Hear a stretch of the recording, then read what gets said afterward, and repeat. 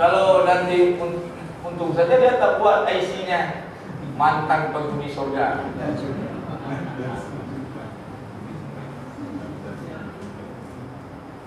Sidang jemaah, kenapa dia keluar dari surga? Harus karena kita tahu sejarahnya. Karena kita semua ingin ke surga, kita harus tahu siapa yang berhak masuk surga, apa syarat penghuni surga, kenapa orang dikeluarkan dari surga, kenapa jadi penghuni neraka. Kita sekali harus tahu itu sidang jemaah. Sidang jemaah yang dirahmati Allah. Saya ingin mengkaji apa urusan kita dengan Rasul sampai hari akhirat nanti. Kalau memang dibolehkan, Rasul dunia wal akhirah, ini judulnya. Ini walaupun judulnya tentang di tengah, itu apalah. Tajuknya Rasul dunia dan akhirat. Urusan kita dengan Rasul dunia dan akhirat. Tapi kita singkat-singkat yang dunia ini. Yang penting ajarannya. Sidang jemaah yang dirahmati Allah, iblis itu keluar dari surga hanya menolak satu syariat saja, sujud kepada Adam. Dalil surat Al-Baqarah. Tuan-tuan nanti coba lihat YouTube lah. YouTube saya ada juga di. Terserah bagaimana tulis nama saya, masing-masing ada videonya. Salah tulis ini ada juga video, salah tulis ini Jalil Fatullah tulis nanti ya. Coba lihat yang bicara Adi mulai juga.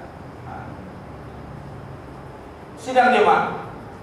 Makanya saya singkat sejak tentang iblis ini. Dia hanya menolak satu syariat saja, sujud kepada Adam. Dia tidak menolak sujud kepada Allah. Dia tidak menolak hal-hal yang sifatnya ibadah mahdoh yang kita jadikan sekarang ibadah mahdoh. Tidak. Dia hanya tolak sujud kepada Adam. Karena dia punya alasan. Masa saya sujud sama Adam? Saya ini segi materi lebih hebat daripada Adam. Materi ini kurang. Saya ini terbuat dari api, ini dari tanah. Tanah kualitasnya rendah. Badan saya penuh dengan emas, harta, segala macam kan materi kalau materi. Saya punya ini, dia punya apa? Akhirnya bagaimana sidang jemaah? Ketika itu kaum muslimin yang dirahmati Allah, maka dia menolak sujud kepada Adam. Allah mengeluarkan keputusan, aba wastakbara wa kana minal kafirin. Dia enggan untuk sujud melaksanakan perintah Allah. Dan istakbara, takabur dia, wa kana minal kafirin. Dikafirkanlah dia. Menolak sujud kepada Adam saja urusan antar makhluk. Mungkin kita anggap ini kan urusan sama kita. Saya ini masih tetap sholat segala macam. Iblis tidak tolak sujud kepada Allah, dia tolak sujud kepada Adam dengan alasan dia dengan Adam mana yang lebih mulia, materinya lebih hebat. Wakana minal kafirin. Berlaku 5 hukum. Pertama, dari bangsa jin ini dinamakan iblis. Apa namanya? Tolak satu syariat, digelari oleh Allah iblis namanya. Tolak 100 apa ya? Kalau tolak 100 gelarnya apa ya? Iblis. Terus dia dihukum mal'un. Dikafirkan dulu. Dikafirkan dia. Wa kana minal kafirin. Oh ini kafir ini kafir hakiki, terbukti dikeluarkan dari surga. Dikafirkan dia. Tolak satu syariat iblis ini dikafirkan. Kedua, ketiga dilaknat, dikeluarkan dari surga. Keluar dari surga. Tolak satu syariat yang ada dalam surga dikeluarkan. Yang belum masuk surga berharap masuk surga. Rabbana adkhilnal jannata ya Allah. Rabbana ja'alna min ashabil jannah. Rabbana asrif 'anna 'adzab jahannam. Inna 'adzabaha kana gharama. Doa pada Allah, jadikan penghuni surga, selamatkan dari neraka, tapi tolak syariat. Keluar. Yang satu tolak satu syariat, keluar. Yang ketiga, yang keempat, mal'una ila yaumil qiyamah. Kalau Allah yang melaknatnya, seluruh makhluk akan melaknat. Malaikat melaknat, hewan akan melaknat, bumi langit akan melaknat. Tolak syariat. iblis dilaknat. Kelima, khalidina finnar, abadi dalam neraka. Usai sudah menyesal, khalidina finnar, satu syariat abadi dalam neraka. Oh, tidak percaya iblis hanya salahnya satu syariat, tolak satu syariat. Wah, iblis itu dia kafir kepada Allah. Ini iblis berdoa. Setelah dia dikeluarkan dia berdoa, Rabbi anzirni ila yaumi yub'atsun. Ya Allah, panjangkan umurku, kata iblis, sampai hari kiamat nanti. Artinya apa kaum muslimin? Secara rububiyah, secara keyakinan, dia masih beriman kepada Allah. Dia yakin bahwasanya umurnya tergantung kepada Allah, nasibnya ada di tangan Allah, kehidupannya ada di tangan Allah. Tetapi kaum muslimin keyakinan yang seperti ini tidak cukup. Dia dibatalkan imannya karena menolak satu syariat. Ini ajaran Rasulullah SAW. Rasul telah berjuang menutup pintu neraka untuk kita, mengeluarkan kita dari neraka, menyelamatkan kita dari neraka. Ini perjuangan yang dahsyat. Kita berhutang kepada Rasulullah. Ini tauhid, syarat pertama untuk masuk surga. Artinya Rasul telah tuntut kita untuk masuk surga. Tetapi ternyata kadang-kadang kita yang enggan untuk masuk surga itu sedang dimainkan rahmat Allah. Dahsyat. Semua kita berhutang pada Rasulullah. Kalaulah bukan Rasulullah berjuang mati-matian, wanita yang lahir dikuburkan hidup-hidup. Seluruh wanita berhutang pada Rasulullah. Kalaulah Rasulullah tidak berjuang mati-matian, Islam tidak sampai ke Malaysia, tidak sampai ke Indonesia, tidak sampai ke Asia. Kalau dia tidak bertaruh nyawa untuk Islam ini, sehingga kita mungkin sudah menjadi penghuni neraka. Kalaulah Rasul tidak berjuang dengan ajarannya kaum muslimin yang dirahmati Allah, yang kaya pasti membeli dan menjadikan yang miskin jadi budak. Yang kaya juga tidak bisa tidur malam ini kaum muslimin karena dirombak tanpa apa-apa. Semua orang boleh berlaku jahiliyah. Siapa yang kaya dia nak ambil hartanya dirombak rumah. Bersyukur yang kaya tapi enggan bayar zakat. Bersyukur yang kaya yang melarang orang merombak itu Islam. Yang mungkin anak-anak gadis kita sudah dirobot orang, segala macamnya kaum muslimin. Ini yang membuat diperjuangkan Rasulullah hingga kita hidup aman seperti ini. Kalau tidak kita hidup di tengah binatang kaum muslimin yang dirahmati Allah. Ini perjuangan Rasulullah SAW yang dia kayakan umatnya dan dia hidup dalam keadaan miskin. Dia jayakan Islam dan kemudian dia mati dalam keadaan diracuni.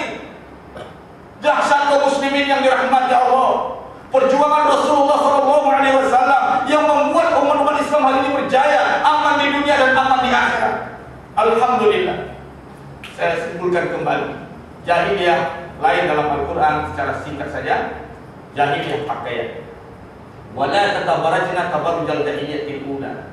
Jangan kamu berpakaian seperti orang-orang wanita jahiliyah berpakaian. Pakaian jahiliyah kaum muslimin ada 3 bentuk. Pertama, membuka aurat. Kedua, berpakaian tipis dan memperlihatkan bayangan tubuh. Yang ketiga, berpakaian sempit. Cukup di situ. Intabih, hati-hati, tangkap cepat. Yang pertama, pakaian tipis, terbuka aurat, atau berpakaian sempit. Pakaian jahiliyah. Jika ada di rumah kita anak-anak istri kita yang seperti itu, suruh merubah. Sidang jemaah, kemudian jahiliyah pemikiran, pandangan kepada Allah dengan pandangan jahiliyah, zon dan jahiliyah, yaitu berpandangan buruk kepada Allah, berpandangan jahiliyah kepada Allah termasuk kepada Islam. Ideologi-ideologi yang bertentangan dengan Al-Quran dan Sunnah itu zon dan jahiliyah. Kapitalis, liberalis, sosialis, sekuler, segala macam itu jahiliyah. Sidang jemaah yang dirahmati Allah yang keempat, ummiyatul jahiliyah, semangat jahiliyah. Ada orang yang kepada dunia dia bersemangat, kepada akhirat dia tak mau bersemangat. Dia mau berislam ini yang senang-senangnya saja. Dia mau berislam ini tak mau bertarung. Dia tak mau bertarung di Islam ini. Dia maunya yang senang-senang saja. Kalau Rasulullah dahulu menyelamatkan dia hampir mati berulang-ulang. Sahabat-sahabat banyak yang mati, ribuan sahabat syahid di medan juang. Kemudian wanita-wanita ada yang Ummu Amarah misalnya hampir mati karena melindungi Rasulullah di perang Uhud. Semuanya berjuang untuk Islam ini. Tapi setelah sampai Islam di tangan kita, kita bawa tidur Islam ini. Kita anggap Islam ini sebagai obat hati saja. Islam ini untuk ya yang menenangkan kita lah. Ini yang disebut oleh Allah dalam Al-Quran, wa minan nasi may ya'budullah ala harfin. Di antara manusia ada yang menyembah Allah yang senang-senangnya saja, yang pinggir-pinggirnya lah. Islam ini pinggirnya lah. Ibarat makan bubur, yang dinginnya ini. Yang panas itu kasih sama yang lain. Ustaz saja orang bilang panas, yang biasanya dingin-dinginnya. Islam sejuk saya lah, Islam panas tak. Sidang jemaah, itu perjuangan Rasulullah. Singkat, masuk ke topik yang lain. Sama'il Rasulullah Sallallahu Alaihi Wasallam, bentuk bagaimana ciri-ciri Rasulullah supaya dekat dengan kita. Di antaranya kaum muslimin, alis mata Rasulullah bertemu. Nah, tuan-tuan saya lihat alis matanya hampir bertemu. Jarak segini aja. Sudah bertemu, semua bertemu. Kemudian Rasulullah rambutnya bergelombang panjang sebahu. Nah, tuan-tuan boleh minta izin sama istri nanti, saya nak panjangkan rambut saya lah seperti Rasulullah itu.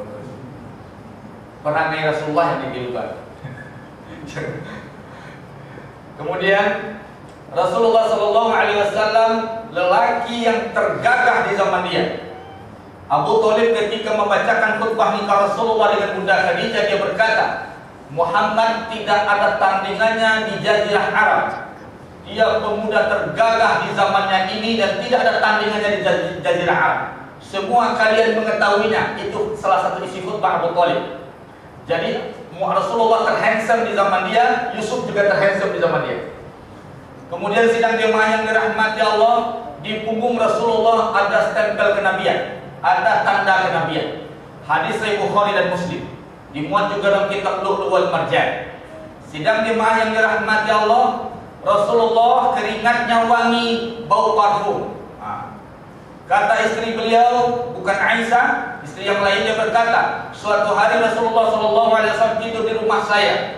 Dia tidur di dekat ruang tamu, kemudian di dekat pintu, sehingga cahaya masuk menimpa tubuh Rasulullah SAW. Maka keluarlah keringat di badannya. Maka aku kumpulkan keringat itu, aku simpan dalam botol. Tuan-tuan nanti pesan sama istri, simpan juga keringat dalam botol lah. Meletus botol itu. Baik, kita lanjutkan sedikit lagi. Urusan kita dengan Rasulullah tidak selesai begitu Rasulullah jadi pemimpin. Dia terakhir kaum muslimin, sebelum dia meninggal dunia, dia kumpulkan umatnya, dia kumpulkan sahabatnya, kemudian dia naik mimbar dan berkata, kata Rasulullah SAW, kalian selama ini telah hidup dengan saya. Jika ada kesalahan saya kepada kalian, jika kalian mau memaafkan, tolong dimaafkan. Jika ada yang tidak memaafkan, hari ini aku akan menebusnya. Jika ada hutang, hari ini aku akan membayarnya. Kemudian ketika itu kaum muslimin, kalau ada kali saya yang pernah memukul kalian, maka hari ini pukullah saya. Sidang jemaah yang dirahmati Allah, mana ada sahabat yang berani memukul Rasulullah, yang mencintai Rasulullah. Tapi ternyata di tengah yang hadir paling ujung ada satu orang angkat tangan. Dia berkata, ya Rasulullah, memang ada urusan antara engkau dan aku ya Rasulullah. Padahal dahulu engkau pernah mencambuk saya. Dalam suatu perperangan engkau mencambuk saya. Maka saya hari ini ingin agar saya hari ini ingin mencambuk engkau juga ya Rasulullah. Semua sahabat tegang dan marah kaum muslimin. Tapi Rasulullah sudah tenangkan sahabat. Maka akhirnya majulah orang ini kaum muslimin. Kemudian kata Rasulullah, berikan cambuk kepada dia. Ternyata dia memang serius, dia ambil cambuk itu. Kemudian kata dia, turun engkau dari mimbarku ya Rasulullah. Turun Rasulullah dari mimbarnya. Kemudian ketika dia Rasulullah, ketika itu engkau mencambuk di punggung saya, tidak ada baju dan tidak ada alasnya. Engkau langsung mencambuk kulit saya. Hari ini saya juga ingin mencambuk kulit engkau ya Rasulullah. Sahabat sudah ada yang menangis, kaum muslimin yang dirahmati Allah. Menangis para sahabat. Ketika itu kaum muslimin yang dirahmati Allah, ketika diangkatnya bajunya oleh Rasulullah SAW, maka terlihatlah punggung Rasulullah yang putih ketika itu. Para sahabat yang sebelumnya sebagian tidak menyaksikan punggung Rasulullah, hari itu dia menyaksikan. Dan sahabat ketika itu bergelinang air mata. Dia tidak rela ada cambuk yang mendarat di tubuh Rasulullah, karena pada perang Tabuk berpuluh-puluh nyawa telah merangkul tubuh Rasulullah. Tidak rela satu panah pun menembus tubuh Rasulullah. Ketika itu sahabat di perang Uhud, kaum muslimin dirangkulnya Rasulullah SAW, maka mendaratlah panah dan tombak di punggung para sahabat. Berguguran syahid para sahabat ketika itu, karena dia tidak ingin melihat Rasulullah terluka. Hari ini setelah Islam berjaya, dia akan melihat Rasulullah akan dilukai dengan cambuk kaum muslimin yang dirahmati Allah. Maka ketika itu kaum muslimin yang dirahmati Allah, orang ini akhirnya mengayunkan cambuknya. Tetapi seketika itu di tengah tegangnya para sahabat, orang ini langsung menghambur ke tubuh Rasulullah dan menciuminya. Ya Rasulullah, satu pun di antara kami yang rela melihat engkau disakiti ya Rasulullah. Namun ya Rasulullah, sejak dahulu saya sudah merindukan memeluk tubuhmu ya Rasulullah. Pada hari ini ya Rasulullah, engkau akan berpisah nanti dengan kami ya Rasulullah. Pada hari ini izinkan aku memeluk dan mencium tubuhmu ya Rasulullah. Diciumnya tubuh Rasulullah SAW. Begini cinta sahabat kepada Rasulullah SAW. Maka di antara kewajiban kita kepada Rasulullah, kita harus mencintai beliau. Bahwasanya kita harus lebih mendahulukan Rasulullah daripada diri kita, daripada keluarga kita, daripada anak dan istri dan orang tua kita. Lebih mendahulukan cinta kita kepada Rasulullah SAW. Sidang jemaah yang dirahmati Allah, terakhir dan kemudian Rasulullah peristiwa wafatnya. Dia kaum muslimin yang dirahmati Allah, ada ahli sejarah yang kurang tegas, juga ahli sejarah yang kurang jeli. Kaum muslimin yang dirahmati Allah menyifati hukum kematian Rasulullah SAW mati biasa saja. Tetapi kaum muslimin, di dalam buku-buku dan hasil pengkajian dan pembacaan saya sepakat dengan sebagian ahli sejarah yang mengatakan Rasulullah SAW mati syahid. Dia tidak mati biasa kaum muslimin yang dirahmati Allah. Kenapa Rasulullah mati syahid? Ini penting kaum muslimin, karena tidak banyak ahli sejarah yang menuliskan ini kaum muslimin. Dalam hadis Sahih Bukhari, dikatakan kaum muslimin di peristiwa kematian Rasulullah SAW, ketika dia dipeluk oleh Bunda Aisyah, pelukan terakhir, perpisahan Rasulullah dengan Bunda Aisyah, perpisahan Rasulullah dengan seluruh umatnya, perpisahan Rasulullah dengan kita juga kaum muslimin yang dirahmati Allah. Maka ketika itu, kata Aisyah, ketika itu memulai ceritanya, masuk seseorang yang ketika itu membawa siwak sahabat. Kemudian Rasulullah melihat kepada siwaknya. Aku paham bahwasanya Rasulullah menginginkan siwaknya itu. Aku pinjam siwaknya itu, aku cuci, kemudian aku haluskan dan aku berikan kepada Rasulullah SAW. Maka bersiwaklah Rasulullah sebelum dia meninggal. Kemudian setelah itu dia berkata, ya Aisyah, sesungguhnya dadaku panas sekali wahai Humairah. Ya Humairah, dada saya terasa terbakar. Ini disebabkan racun yang diberikan oleh wanita Yahudi itu wahai Aisyah. Jadi Rasulullah SAW diberi racun oleh wanita Yahudi. Ya Aisyah, terasa dadaku panas. Silakan tuan-tuan lihat nanti di hadapan dalam hadis Sahih Bukhari Muslim, kisah wafatnya Rasulullah SAW. Kemudian setelah itu dia berkata, ila rafiqil a'la, ila rafiqil a'la, ila rafiqil a'la. Siapa itu rafiqil a'la? Yaitu Allah Subhanahu wa taala. Artinya dia menuju Allah, dia akan berangkat menuju Allah. Dan itulah hari perpisahan Rasulullah dengan Bunda Aisyah kaum muslimin yang dirahmati Allah. Setelah itu wafatlah Rasulullah SAW, kemudian dikuburkan dia di tempat mayatnya terbujur. Jika tuan-tuan ingin tahu di mana mayat terbujur, itulah tempat dekat kuburannya itu kaum muslimin yang dirahmati Allah. Terakhir sidang jemaah, urusan kita dengan Rasulullah di akhirat. Di akhirat Rasulullah ternyata tidak membela umatnya di dunia saja, sampai kepada akhirat. Nanti kaum muslimin yang dirahmati Allah, Rasulullah diberikan 3 hal kemuliaan oleh Allah Subhanahu wa taala. Yang pertama kaum muslimin, kita nanti Rasulullah diberikan oleh Allah al-haud, telaga. Telaga ini kata Rasulullah, siapa yang meminum airnya maka dia tidak akan merasakan dahsyatnya yaumul mahsyar. Panasnya yaumul mahsyar tidak ada, sejuk semuanya. Sidang jemaah, maka ketika itu bersyukurlah, mudah-mudahan seluruh yang ada nanti boleh minum dari telaga itu. Tetapi ingat, ada sebagian umat Rasulullah yang tidak boleh meminum air itu, dibatasi oleh Allah Subhanahu wa taala. Kemudian Nabi bertanya kepada, ya Allah, tadi orang lain meminum air telagaku, sekarang aku tunggu kedatangan mereka. Mereka umatku, kenapa engkau halang dia nak minum ya Rasulullah? Dijawab, ya Allah, dijawab oleh Allah, wahai Muhammad, engkau tidak tahu apa yang telah diperbuat umat engkau sepeninggal engkau. Dia telah kembali kepada jahiliyah sepeninggal engkau, wahai Muhammad. Mudah-mudahan kita tidak kembali kepada jahiliyah kita.